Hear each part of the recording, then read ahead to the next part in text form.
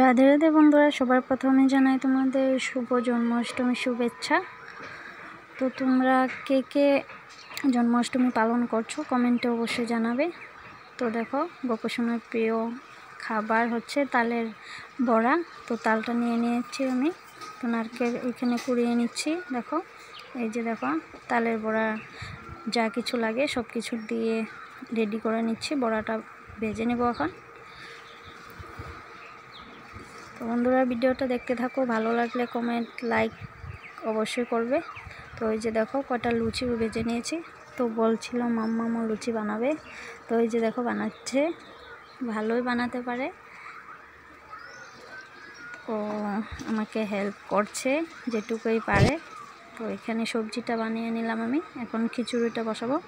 তো খিচুড়িটা হচ্ছে, আর ওদিকে দেখো মাম্মা বেলুন ফুলাচ্ছে আর ও বেলুন দিয়ে সাজাচ্ছে।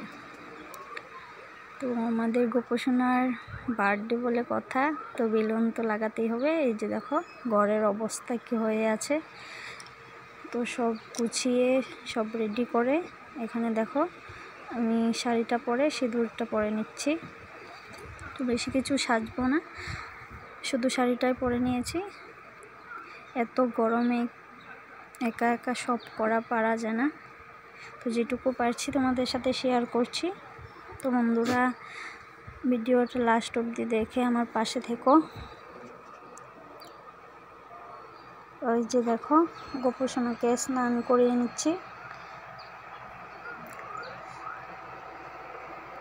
ঘি, মধু, তারপরে দই, দুধ, ডাবের জল, অগর, গোলাপ জল, ওই সব কিছু দিয়ে স্নান করিয়ে নিচ্ছি আমাদের গোপসোনাকে। দেখো কত সুন্দর লাগছে দেখতে।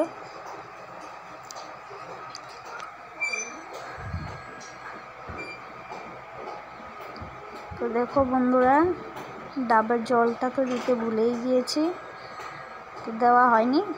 হয়তো গোপসোনা চায়নি যে ডাবের জল দিয়ে স্নান করায়, তার জন্যই হয়তো রয়ে গিয়েছে। তো ওই যে দেখো, স্নান করিয়ে মুছিয়ে নিয়েছি, ড্রেস পরিয়ে নেব, অল্প সাজিয়ে নেব। তো এখানে দেখো ফল টল বানিয়ে সব রেডি করে নিয়েছি, পুজোতে বসবো এখন।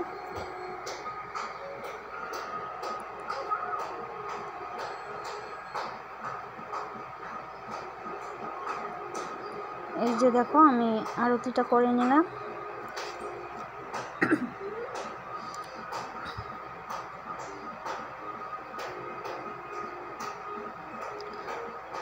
তো বন্ধুরা, একা একা পুজোটা করলাম, কিছু ভুল হলে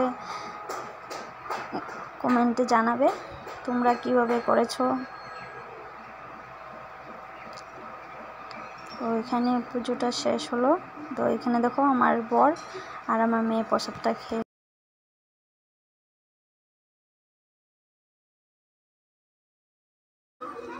বন্ধুরা, কেমন লাগলো ভিডিওটা অবশ্যই জানাবে। তো ভিডিওটা আজকে এখানে শেষ করছি। বাই বাই, ভালো থেকো, সুস্থ থেকো।